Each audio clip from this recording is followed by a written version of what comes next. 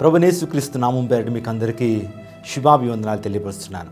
యేసే నిరీక్షణ కార్యక్రమం ద్వారా మీరందరూ కూడా ఎంతో దీవెన పొందుతున్నట్లుగా మీరు రాస్తున్న ఉత్తరాలను బట్టి చేస్తున్నటువంటి ఫోన్ కాల్స్ని బట్టి ఎంతగానో సంతోషిస్తున్నాం. మీ కొరకు అనుదినం కూడా ప్రార్థన చేస్తున్నాం. ప్రత్యేకంగా ఈరోజు ఎవరు మానవుడు అనేటువంటి అంశం మీద మనం ధ్యానం చేస్తున్నాం.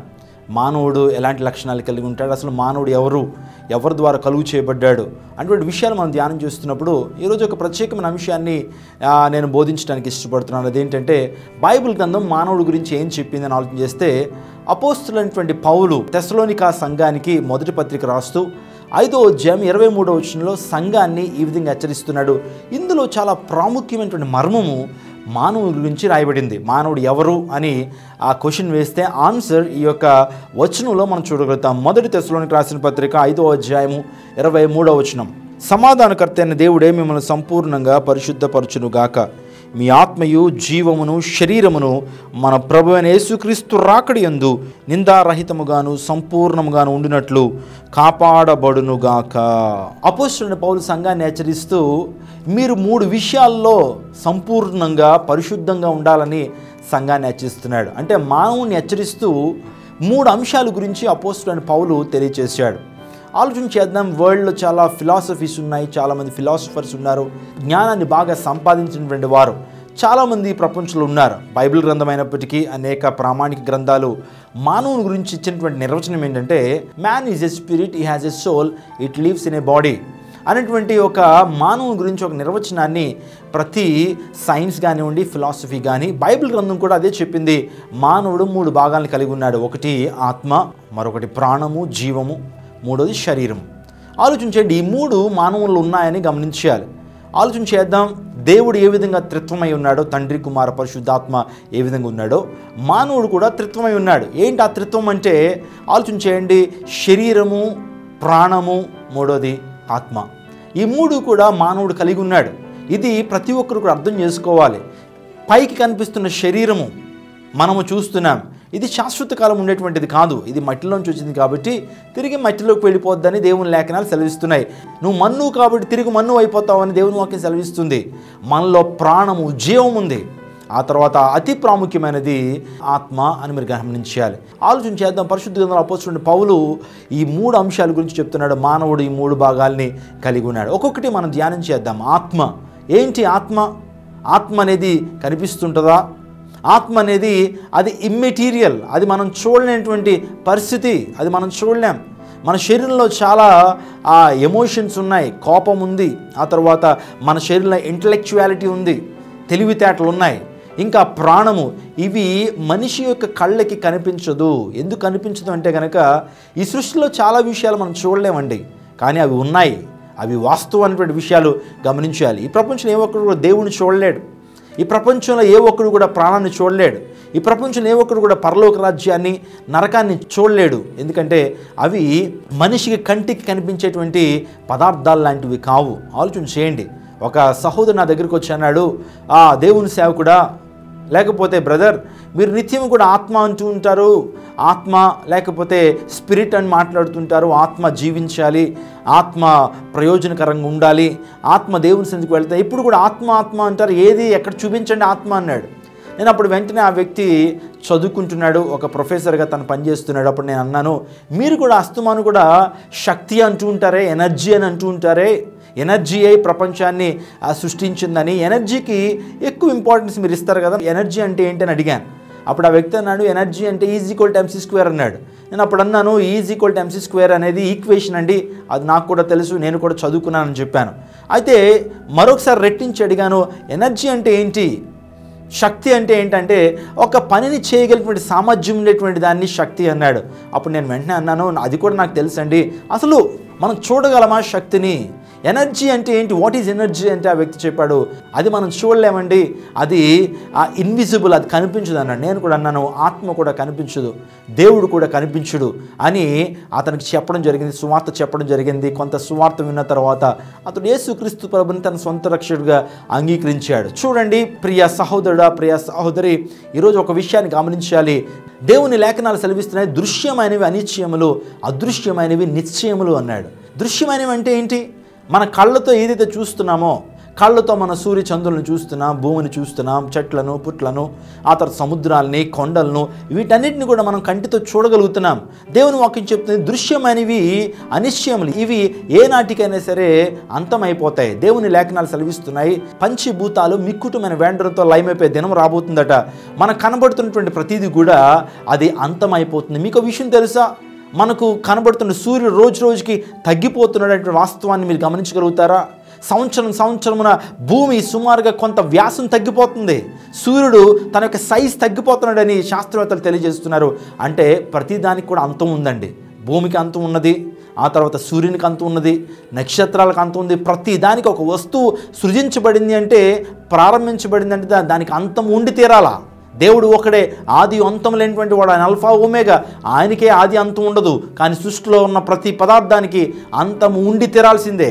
రీసెంట్గా ఒక శాస్త్రవేత్త, అతని పేరు స్టీఫెన్ హాకిన్స్, తను చెప్పినటువంటి మాట ఏంటో తెలుసా? ఇంకా మానవుడు భూమి మీద బ్రతకలేడు, మహాబ్రతితే 100 సంవత్సరాలు మాత్రమే ఈ భూమి మానవునికి ప్రయోజనకరంగా ఉంటుంది. ఆ తర్వాత మానవుడు భూమి మీద బ్రతకడానికి అవకాశం లేదు అని చెప్పుకుంటూ వస్తూ మానవుడు వేరే గ్రహానికి మైగ్రేట్ అయిపోవాలన్నాడు. ఎందుకు మాట చెప్పానంటే, శాస్త్రవేత్తలు ఈరోజు కలవరపడుతున్నారు. ఏమనంటే, భూమి దానికి ఉన్నటువంటి శక్తి సామర్థ్యాలు కోల్పోతుంది, ఇది అంతానికి ఈ భూమి సిద్ధమవుతుందనేటువంటి వాస్తవాన్ని శాస్త్రవేత్తలు ఒప్పుకుంటున్నారు. ఆలోచన చేద్దాం. దృశ్యమైనవి అనిశ్చయములు, అదృశ్యమైనవి నిశ్చయములు. మనకు కనిపించిన పదార్థాలు చాలా ఉన్నాయి. దేవుడు మనకు కనిపించట్లా, నరకం మనకు కనిపించట్లా, ప్రాణము, ఆత్మ మనకు కనిపించట్లా. ఇవి నిత్యము ఉంటాయి అనేటువంటి వాస్తవం. మనలో ఉన్నటువంటి ఆత్మ మనం చూడలేం, కానీ ఆత్మ నిత్యము బ్రతుకుతుందని దేవుని వాక్యము సెలవిస్తుంది. ఆలోచన చేద్దాం, ఆత్మ అంటే ఏంటి? చాలామంది ఆత్మ కనిపించింది, దయ్యం కనిపించింది, ఆత్మ కనిపించింది అంటే అది అంత నమ్మడానికి యోగ్యకరమైనటువంటిది కాదు. ఆత్మ కనిపించేటువంటిది కాదు. ఏ ఒక్కరు కూడా ఆత్మను చూడలేరు. ఆలోచన చేయండి, ఏ ఒక్కరు కూడా ఆత్మను చూడలేరు. పైగా చనిపోయినటువంటి ఆత్మలు భూలోకంలో తిరుగుతాయని చాలా అపోహలు ఉన్నాయి.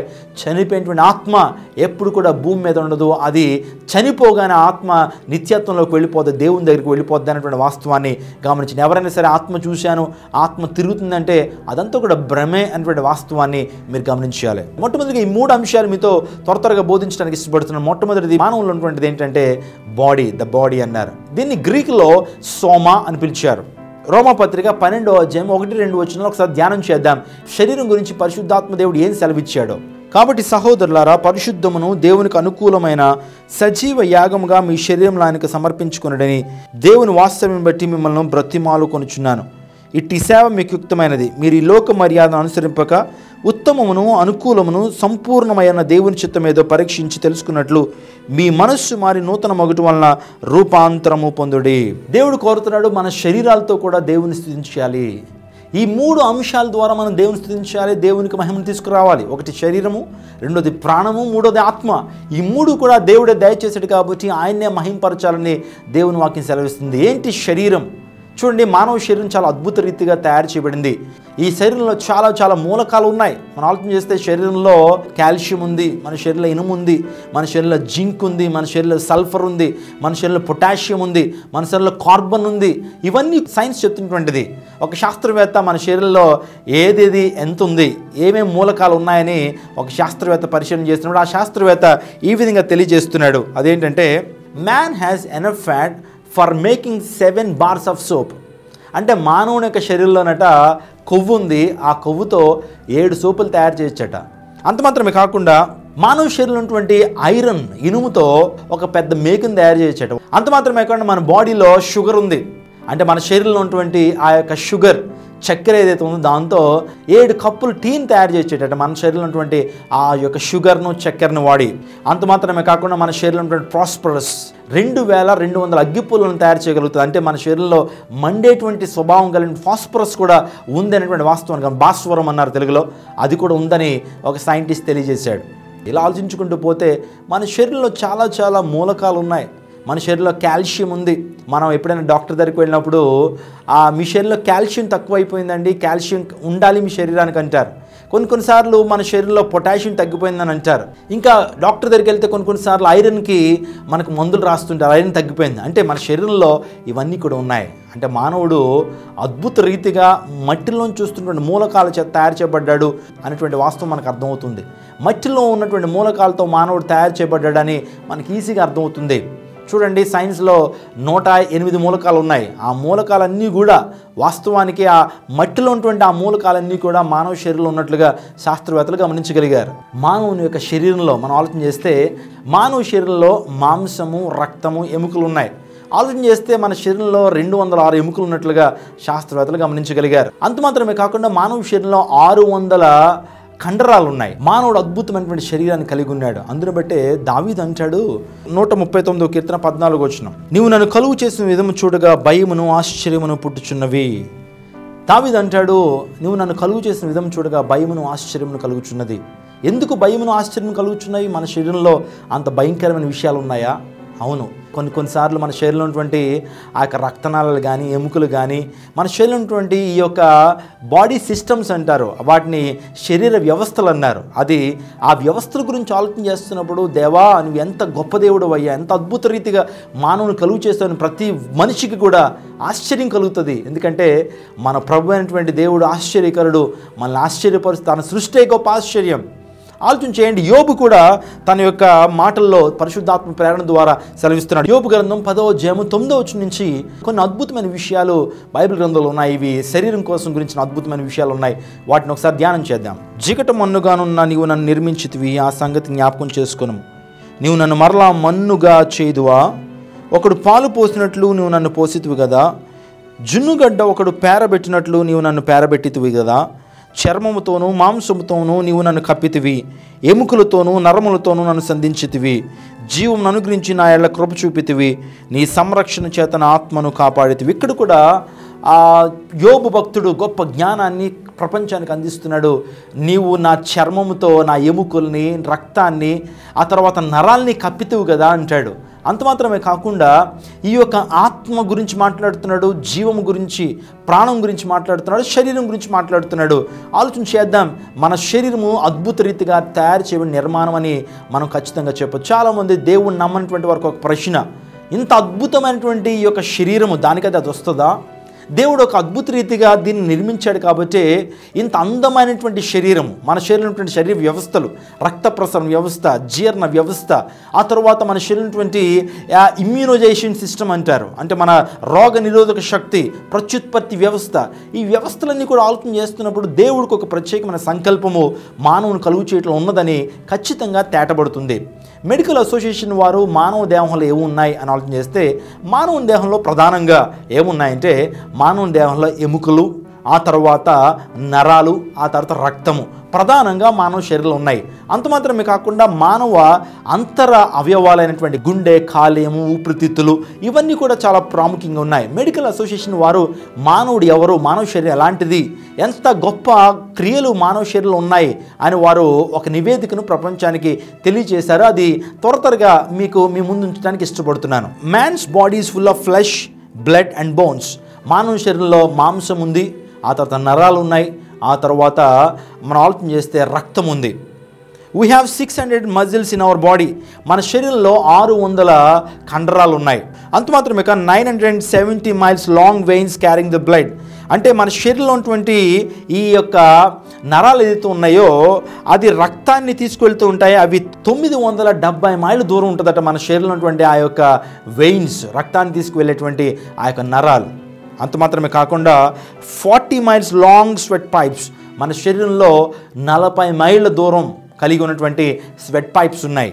అంత మాత్రమే కాకుండా we breathe 2400 gallons of air per day. మనం ప్రతిరోజు కూడా 2400 గ్యాలన్స్ యొక్క ఆ యొక్క ఆక్సిజన్ మనం పీల్చుకుంటున్నాం. మన ఊపిరితిత్తులకి అంత కెపాసిటీ ఉంది. ఒకవేళ కనుక మానవుడే కనుక గాలిని పీల్చుకోకపోతే, ఆక్సిజన్ పీల్చుకోకపోతే అప్పుడే నశించిపోతాడు. మన శరీరం గుండె చాలా ప్రధానమైనటువంటిది. అది రోజుకి 4200 సార్లు కొట్టుకుంటుంది. అంటే మీరు ఆలోచన చేయండి, గుండె ఎంత అద్భుత రీతిగా పనిచేస్తుందో. ప్రతి అవయవానికి రక్తాన్ని సరఫరా చేస్తుంది గుండె. ఇంకో వాస్తవాన్ని నేను విన్నాను, అదేంటంటే ఒకవేళ గుండెనే గనక అది శరీరంలో ఉంది కాబట్టి అది రక్తాన్ని పంపు చేస్తుంటుంది, చాలా స్పీడ్గా వేగంగా పంపు చేస్తుంది. అదే గుండెని శరీరంలోంచి బయటకు తీసుకొచ్చి ఒక నేల మీద పెడితే రక్తం ఎంత ఫాస్ట్గా పంప్ అవుతుందంటే ఇంచుమించుగా 4 అంతస్తులు పైకి ఆ యొక్క రక్తము పంపు చేయబడుతుంటుందట. అంటే అంత ఒక ఫౌంటైన్ వలె రక్తాన్ని అనేక అవయవాలకి అది పంపిస్తూ ఉంటుంది. ఆలోచన చేయండి, నిజంగా మన శరీరాన్ని మనం చూసుకున్నట్లయితే నిజంగా ఆశ్చర్యం కలుగుతుంది. ఒక కంటిని మనం ల్యాబొరేటరీలో తయారు చేయాలంటే 2 లక్షల ట్రాన్సిస్టర్లు కావాలి. అంత మాత్రమే కాక మన చెవులు, ఆ తర్వాత మన శరీరము స్పర్శ ద్వారా జ్ఞానాన్ని పొందుకుంటుంటుంది. అద్భుతంగా శరీరం ఉంటుంటుంది. ఆలోచన చేద్దాం, దేవుడు ఎంత అద్భుత రీతిగా మానవుని కలుగు చేశాడు, శరీరాన్ని కలుగు చేశాడు. అందును బట్టే నీవు నన్ను కలుగు చేసిన విధం చూడగా నాకు భయమును ఆశ్చర్యమును కలుగుచు. నిజమేనండి, తల్లి గర్భంలో ఏమండి ఒక్క కణము అది అభివృద్ధి చెంది 9 మాసాల్లో ఒక అద్భుతమైనటువంటి నిర్మాణం బయటకు వస్తుంది. నిజంగా ఆ యొక్క నిర్మాణం గురించిన అంశాలు మనం తెలుసుకుంటాం. నిజంగా భయం కలగక మానదు. దేవుడికి మానవుని ఏళ్ళ ప్రత్యేకమైన సంకల్పం ఉంది అనేటువంటి వాస్తవాన్ని గమనించండి. బాడీ, శరీరము, దీన్ని గ్రీకులో సోమ అన్నారు. సోమ అనేది దేవుని చేత కలుగు చేయబడింది. కాబట్టి ఈ శరీరంతో మనం ఎవరిని మహింపరచాలి? దేవుని మహింపరచాలి. ప్రభా, ఈ శరీరం నువ్వు ఇచ్చిందే. ఏ శాస్త్రవేత్త, ఏ పలుకుబడినటువంటి వాడు, ఏ జ్ఞాని కూడా ఈ శరీరాన్ని తయారు చేయలేడు. ఒక ల్యాబొరేటరీలో శరీరాన్ని తయారు చేయగలడేమో కానీ శరీరాన్ని మూవ్ చేయలేడు, శరీరాన్ని జీవంతో నింపలేడు. కేవలం దేవుడు మాత్రమే శరీరాన్ని జీవంతో నింపగలడు. ఎంబ్రియాలజీ అంటారు. ఎంబ్రియాలజీ అంటే పిండోత్పత్తి శాస్త్రాన్ని ఎంబ్రియాలజీ అంటారు. ఈ ఎంబ్రియాలజీ పిండం యొక్క అభివృద్ధిని గురించి, పిండం ఏ విధంగా ఏర్పడుతుంది అనేటువంటి విషయాల గురించి అధ్యయనం చేస్తారు. ఒకసారి ఒక శాస్త్రవేత్త చెప్పింది ఏంటో తెలుసా? ఈ యొక్క పిండం ఏర్పడడానికి స్త్రీ పురుషుల యొక్క సంయోగం ద్వారా పిండం ఏర్పడుతుంది, జీవం బయటకు వస్తుంది. పోలికలు అయితే తల్లిదండ్రుల నుంచి వస్తాయి, కానీ జీవం అనేది దేవుని దగ్గర నుంచి రావాలి. ఈ యొక్క పోలికలు, ఆ యొక్క శరీర అవయవాలు తల్లి నుంచి తండ్రి నుంచి వస్తాయి, కానీ జీవం అనేది దేవుడే ఇవ్వాలి. అది మర్మయుక్తమైనదని ఒక గొప్ప శాస్త్రవేత్త తెలియజేశాడు. ఈ ఎంబ్రియాలజీలో గొప్ప పిహెచ్డి చేసినటువంటి శాస్త్రవేత్త చెప్పినటువంటి నివేదిక అది. జీవం అనేది దేవుడు ఇవ్వాలి, ఈ జీవము దేవుని ద్వారా వచ్చేటువంటిది అనేటువంటి వాస్తవాన్ని చెప్పాడు. ఆలోచన చేద్దాం, ఈ శరీరము దేవుడు మానవునికి అనుగ్రహించాడు. ఈ శరీరంతో దేవుని స్తుతించాలి, దేవుని గణపరచాలి. నీ చేతులు దేవుని కొరకు వాడబడుతున్నాయా? నీ కాళ్ళు దేవుని కోసం నడుస్తున్నాయా? నీ కళ్ళు మంచి వాటిని చూస్తున్నాయా? నీ చెవులు దేవుని వాక్యాన్ని, దేవుని సంబంధించిన పాటలు వింటున్నాయా? లేకపోతే నీ శరీరము ఏమండి వృధాయ అంటాను. అందును బట్టే అపోస్తలుడైన పౌలు రోమాపత్రిక రాస్తూ మీ సజీవ యాగముగా మీ శరీరాన్ని దేవునికి ప్రతిష్ఠించుకోనండి అనేటువంటి వాస్తవాన్ని తెలియజేస్తాడు. ఈరోజు మన శరీరాలతో కూడా దేవుణ్ణి స్తుతించాలండి. చాలామంది శరీరాన్ని పాడు చేస్తుంటారు. ఆహారం కాని వాటి కొరకు మీరు రూకలు ఎలా ఖర్చు పెడతారన్నారు. ఆహారం కానిటువంటివి ఏంటి? గుట్కాలు, ఆ తర్వాత ఒక్కపొడులు, ఇంకా మనం మాట్లాడుకోవాలంటే ఈ మద్యపానం. అవి ఆహారం కాదే, అవి మా యొక్క శరీరానికి హాని కలిగించేటువంటివి. ఎందుకు మీరు కొనుక్కుని మీ శరీరాన్ని పాడు చేస్తారు? ఈరోజు ప్రతి ఒక్కరు వారి శరీరాన్ని బట్టి దేవునికి విమర్శ దినమని లెక్క అప్పచెప్పాలా? చాలామంది అంటారు ఆత్మ చాలా ప్రాముఖ్యమైనదే కదండి, శరీరం కాదు కదా. శరీరంతో ఏ పాపం చేసినా పర్లేదు, ఆత్మ శుభ్రంగా ఉంటే చాలు కదా అంటారు. దేవుడు అలా కోరుకోవట్లేదు. మనకిచ్చిన మూడు భాగాలను బట్టి దేవుని మనం స్తుతించాలి. మూడింటిని బట్టి దేవునికి లెక్క అప్పగించాలి. ఏంటది? శరీరము, ప్రాణము, ఆత్మ. ఈ మూడు కూడా పరిశుభ్రంగానే ఉండాలా. ఈ మూడింటిని కూడా మనం కాపాడుకుంటూనే ఉండాలి. శరీరాన్ని పరిశుభ్రంగా ఉంచుకోవాలి, ఆ తర్వాత మనలో ఉన్న ఆత్మను పరిశుద్ధంగా ఉంచుకోవాలి. ఇది దైవ గ్రంథం చెప్తున్నటువంటి మాటలు. ఈరోజు మానవుడు 3 భాగాలను కలిగి ఉన్నాడు. ఒకటి శరీరము, రెండోది ప్రాణము, మూడోది ఆత్మ. శరీరం గురించి కొన్ని ప్రాముఖ్యమైన విషయాలు ఉన్నాం. ఈరోజు సజీవ యాగంగా మీ శరీరాన్ని దేవునికి సమర్పించుకోనండి. ఈరోజు శరీరంతో పాపం చేయడానికి వీల్లేదు. శరీరంతో ఈ కన్ను మంచి వాటిని చూడాలి, మోహపు చూపు చూడడానికి వీల్లేదు. ఈ నోరు మంచి మాటలు పలకాల. ఏమండి కపటమైనటువంటి మాటలు, ఆ కత్తిపోటు లాంటి మాటలు మనం పలికేటువంటి వారుగా మనం ఉండటానికి వీల్లేదు. ఈ యొక్క కాళ్ళు మంచి వాటి కోసం పరిగెత్తాలి. దేవుని సన్నిధి కోసం పరిగెడుతున్నాయా? కొంతమంది కాళ్ళు పాపం కోసం పరిగెడతాయి, కొంతమంది చేతులు పాపాన్ని చేస్తుంటాయి. ఈరోజు దేవుడు నీతో సూటిగా తేటగా మాట్లాడుతున్నాడు. నీ శరీరాన్ని బట్టి దేవునికి లెక్క అప్పగించాలి. ఈరోజు మానవుడు ఎవరు అంటే, man is a spirit, he has a soul, it lives in a body. దేవుడు మన శరీరాన్ని బట్టి దేవుని స్తుతించాలి. ఒక యవనస్తుడు తన శరీరాన్ని పాడు చేసుకున్నాడు, వితండవాదంగా వాదిస్తూ ఉండేవాడు. దేవుడు ఉంటే నాకు చూపించండి, నరకం ఉంటే నాకు చూపించండి అని చెప్పి దేవుని వాక్యాన్ని నమ్ముతుండేవాడు కాదు. దైవజనులు చాలాసార్లు చెప్పినప్పటికీ నేను ఎంజాయ్ చేయాలి, యవ్వన కాలంలో బాగా అనుభవించాలి అని చెప్పి పాపంలో జీవించడం ప్రారంభించాడు. అలా జీవించిన 4 సంవత్సరాలకి ఆ వ్యక్తికి HIV వచ్చింది, ఎయిడ్స్ వ్యాధితో బాధపడటం ప్రారంభించాడు. బాగా దృఢంగా ఉండేటువంటి ఆ వ్యక్తి సన్నగా అయిపోయాడు, రోజు రోజుకి క్షీణించిపోతున్నాడు, రక్తం మార్పు చెందుతూ వస్తుంది, అవయవాలన్నీ కూడా క్షీణించిపోతున్నాయి, గుండె, ఊపిరితిత్తులు, కాలేయం ఇవన్నీ కూడా పాడైపోతున్నాయి అతను చేసినటువంటి పాపం ద్వారా. చివరికి ప్రభు సన్నిధికి వచ్చాడు. ఎవరైతే మంచి మాటలు చెప్పారో, ఎవరైతే దేవుని మాటలు చెప్పారో, జీవితం గురించి మాటలు చెప్పారో దేవుని సేవకుల దగ్గరికి వచ్చాడు.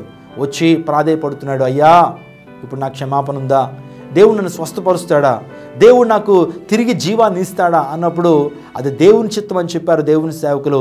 దానికి ముందుగా మళ్ళా సువార్తను చెప్పారు. ఏమనంటే ఈ శరీరము మృతమైపోద్ది కానీ నీలో ఆత్మ అది సదాకాలం ఉంటుంది, కాబట్టి నీ ఆత్మ రక్షణ కోసం ప్రయాసపడవయ్యా, నీవు రక్షణ పొందు, మారు మనసు పొందు, నువ్వు చేసిన ప్రతి పాపాల నిమిత్తం ఆయన సన్నిధిలో క్షమాపణ అడుగు, యేసుక్రీస్తు ప్రభు వారు క్షమించి నిత్య జీవాన్ని ఇస్తానన్నప్పుడు ఆ వ్యక్తి మోకరించి ప్రార్థన చేయడం ప్రారంభించాడు. దేవుడు అద్భుత రీతిగా అతను సంధించాడు, రక్షణను పరిశుద్ధాత్మను కానుగిచ్చాడు.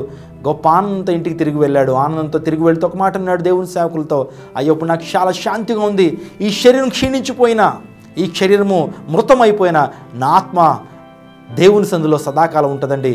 ఆ సాటిస్ఫాక్షన్, ఆ సంతృప్తి నాకు ఉంది, ఆ నిరీక్షణ దేవుడు నాలో పెట్టాడని ఆ ప్రాంతం నుంచి వెనుదిరిగాడు. ఈరోజు ప్రియ సహోదరుడు, ప్రియ సహోదరి, ఈ కార్యక్రమాన్ని చూస్తున్నటువంటి నీవు నీ శరీరాన్ని పాడు చేసుకోవడానికి వీల్లేదు.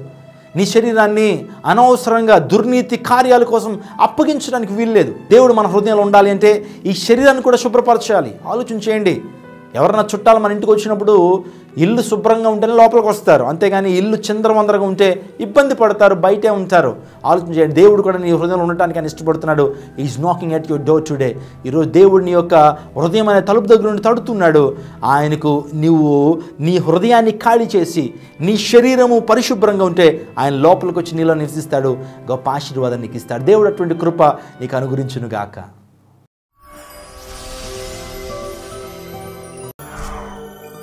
ఇప్పటి వరకు దేవుని సందేశాన్ని మీరు విన్నారు. ఇప్పుడు చేయబోయేటువంటి ప్రత్యేకమైన ప్రార్థనలో మీరందరూ ఏకీభవించండి. విశ్వాసంతో మీరు ఏకీభవించినట్లయితే మీ జీవితంలో గొప్ప అద్భుతాన్ని మీరు చూస్తారు. యేసుక్రీస్తు ప్రభువారు ఈ లోకంలో అనేక మందిని స్వస్థపరిచిన తర్వాత నీ విశ్వాసమే నేను స్వస్థపరచను, your faith has made you well, your faith has made you heal అటువంటి మాటలు యేసుక్రీస్తు ప్రభువారు సెలవిచ్చారు. ఈ ప్రత్యేకమైన ప్రార్థనలో దేవుని సేవకుడిగా దేవుడు నాకు ఇచ్చినటువంటి అభిషేకాన్ని బట్టి మీ అందరి కోసం ప్రత్యేకంగా ప్రార్థన చేయడానికి ఇష్టపడుతున్నాను. ఎటువంటి సమస్య అయినా దేవునికి అసాధ్యమైనది ఏది కూడా లేదు. There is nothing impossible with him. ఆయనందు విశ్వాసం ఉంచి ప్రార్థనలు ఏకీవించు, నీ జీవితంలో గొప్ప అద్భుతాన్ని దేవుడు జరిగించని అన్నాడు. తలలో ఉంచండి, కన్నులు మూసుకోండి, ప్రార్థన చేద్దాం. పరిశుద్ధుడా, ప్రేమ స్వరూపిని కొందనాలు తండ్రి, ఈ యొక్క వాక్యాన్ని చూసిన ప్రతి ఒక్కరిలో ప్రభువా నువ్వు క్రియ జరిగించమని వేడుకుంటున్నాను. వాక్యపు విత్తనాలు వారి హృదయంలో నాటి ఫలింప చేయండి నాయన. ప్రత్యేకంగా రక్షణ లేనటువంటి వారికి రక్షణ ఇవ్వండి, పాపక్షమాపణ ఇవ్వండి. ఎవరైతే అనారోగ్యంగా ఈ యొక్క కార్యక్రమాన్ని చూస్తున్నారో ప్రభు, ఈ ప్రార్థనలో ఎవరైతే ఏకీవిస్తున్నారో వారి జీవితాల్లో సిలువలో కార్చిన అమూల్యమైన రక్తాన్ని వారి దేహంలోకి ఇప్పుడే ప్రోక్షింప చేస్తున్నాను. Lord, let your people receive your healing. గొప్ప స్వస్థతను మీ ప్రజలు పొందుకొనుదురుగాక. నాయన గొప్ప కార్యాలు మీరు జరిగించండి. ఆర్థిక సంబంధం ఇబ్బందులతో బాధపడుతున్న వారి జీవితాల్లో ప్రభువా పరలోకపు ధననిధిని మీరు తెరిచి వారి జీవితాల్లో ఆర్థిక సంబంధమైనటువంటి పరిపుష్టి మీరు ఇవ్వండి. అనేక మంది యవనస్తులు ఈ కార్యక్రమాన్ని చూస్తున్నారు, వారి జీవితాలను మీరు బలపరచండి. ఉద్యోగాలు లేనటువంటి వారికి ఉద్యోగాలను ఇవ్వండి ప్రభువా. ఏకాంగులను సంసారాలుగా చేయండి. మంచి జీవిత భాగస్వామి కోసం ఎదురు చూస్తున్నటువంటి వారి జీవితాల్లో ఆత్మానుసారంగా ఉన్నటువంటి జీవిత భాగస్వాముల్ని వారికి అనుగ్రహించమని వేడుకొచ్చున్నాను. ఒంటరితనంతో రాత్రి వేళ పడుకుంటున్నప్పుడు దురాత్మ శక్తులతో పీడించబడుతున్నటువంటి వారి జీవితాల్లో గొప్ప కార్యాన్ని మీరు జరిగించండి. Lord, I request you to pour out your spirit upon them right now in Jesus name. Do something great in their lives, Lord. వారి జీవితంలో గొప్ప కార్యాలు జరిగించండి. నువ్వు చేస్తున్న అద్భుతాన్ని బట్టి నీకు వేలాది వందనాలు. నా ప్రార్థన విని అనేక మంది జీవితాల్లో గొప్ప ఆదరణను, స్వస్థతను, రక్షణను, గొప్ప నెమ్మదిని నువ్వు ఇచ్చినందుకు వేలాది వందనాలు తెలియపరుస్తూ యేసు శక్తి కలిగిన నామములో అడిగి వేడుకొచ్చున్నాం తండ్రి, ఆమేన్. దేవుడు మీ జీవితంలో అద్భుత కార్యం జరిగిస్తే, నెమ్మదిని, రక్షణ ఇస్తే గనక మాకు ఆ సాక్ష్యాన్ని మాతో పంచుకోనండి. క్రింద ఉన్నటువంటి నెంబర్స్ కాల్ చేయండి. తద్వారా మీ కొరకు అనుదినం ప్రార్థన చేస్తాం. నేను ఖచ్చితంగా చెప్తున్నాను, మీకోసం అనుదినంగా ప్రార్థన చేస్తాం. మీ ప్రార్థన అవసరతలు అవి వృధాగా పోవు. మీరు రాస్తున్న ఉత్తరాలన్నీ కూడా మా ప్రార్థనా బృందం మీకోసం ప్రత్యేకంగా ప్రార్థన చేస్తాం. దేవుడు మిమ్మల్ని దీవించునుగాక. యేసే నీకిచ్చినటువంటి కార్యక్రమం ద్వారా మీరందరూ కూడా ఆధ్యాత్మికంగా, శారీరకంగా, ఆర్థికంగా, సామాజికంగా దీవెన పొందుతున్నారని మీరు రాస్తున్నటువంటి ఉత్తరాలను బట్టి, చేస్తున్నటువంటి ఫోన్ కాల్స్ని బట్టి నేను ఎంతగానో దేవుని స్తుతిస్తున్నాను. ఈ పరిచర్య ద్వారా అనేక ప్రాంతాల్లో సువార్త సభలు, దండయాత్రలు, యూత్ మీటింగ్స్, ఆ తర్వాత సాంఘిక కార్యక్రమాలు కూడా చేయడానికి దేవుడు మాకు కృప చూపిస్తున్నాడు. ఈ యొక్క టీవీ కార్యక్రమాల ద్వారా అనేక మంది దీవెన పొందుతున్నారు.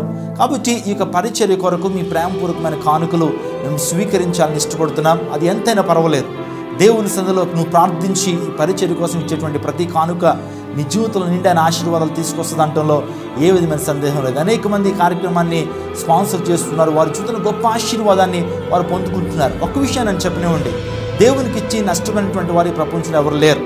దేవుని యొక్క రాజ్య విస్తరణలో మేము మా వంతు పాత్రను మేము వహిస్తున్నప్పుడు మీ వంతు సహకారాన్ని అందించండి. దేవునికి గొప్ప ఆశీర్వాదాలు మీరు పొందుకుంటారు. కాబట్టి మీకు దేవుడు ప్రేరేపించిన కొలది అది ఎంతైనప్పటికీ అది ప్రశ్న కాదు, కానీ దేవునికి మంచి హృదయంతో ఇవ్వండి. దేవుడు మీ జీవితంలో నిండైన ఆశీర్వాదాలతో మీరు నింపుతాడు. కాబట్టి ఈ పరిచర్యకు మీ యొక్క సహకారాన్ని అందించాల్సిందిగా ప్రభువు పేట మీకు మనం చేస్తున్నాను. దేవుడు మీ కుటుంబాన్ని మిమ్మల్ని ప్రత్యేకంగా దీవించును గాక. ఆయన రాకడ కొరకు మిమ్మల్ని సిద్ధపరచును గాక. ఆమేన్.